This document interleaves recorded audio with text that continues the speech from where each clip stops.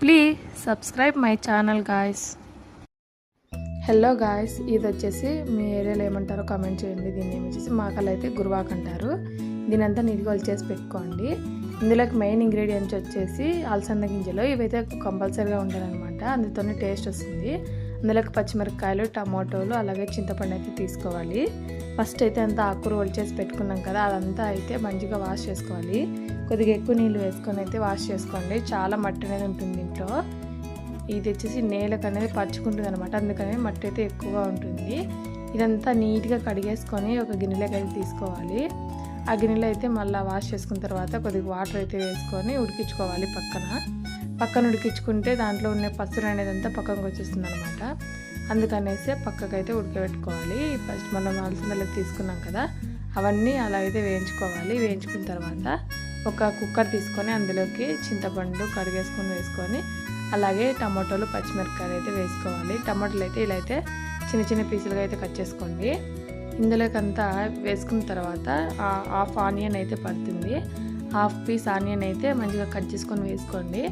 అలాగే ఫస్ట్ అయితే వేయించి పెట్టుకున్నాం కదా అలసందలు, అవి కూడా కడిగేసుకొని వేసుకోవాలి.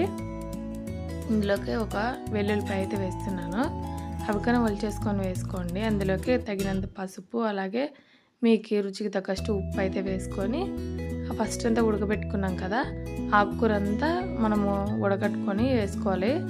ఆ అలసంద లేక అనేది కొద్దిగా వాటర్ ఎక్కువగానే పడతాయి, ఎందుకంటే మనకు అలసంద ఉడికేదానికి వాటర్ అనేది ఎక్కువ పీల్చుకుంటాయి అన్నమాట. పప్పు అంతా మళ్ళీ ఇది అనేది ముద్దలాగా అయిపోతుంది. అందుకనేసి కొద్దిగా వాటర్ ఎక్కువ వేసుకుంటే కొద్దిగా వేసురు పక్కకి తీసుకొని అయినా మనము మెదుపుకోవచ్చు. చూడండి, ఆయిల్ అంతా కొంచెం అలా పై వేసుకుంటే మనకు పొంగు రాదు.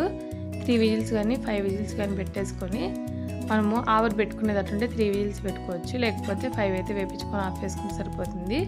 పప్పుల కట్టంతా ఇట్లా పక్కకు వంపేసి మరి అదంతా పప్పు గిత్తి అనేది మెదుపుకోవాలి మెత్తగా. అది మెత్తగా మెదుపుకున్న తర్వాత ఒక గిన్నె తీసుకొని అందులో ఒక ఆయిల్ వేసుకొని మనమైతే తిరువాత కోసం అయితే ఎండుమిర్చి, జీలకర్ర, ఆవాలు, కరివేపాకు, అలాగే ఆనియన్ అయితే ఇలా కట్ చేసుకొని వేసుకున్నాము.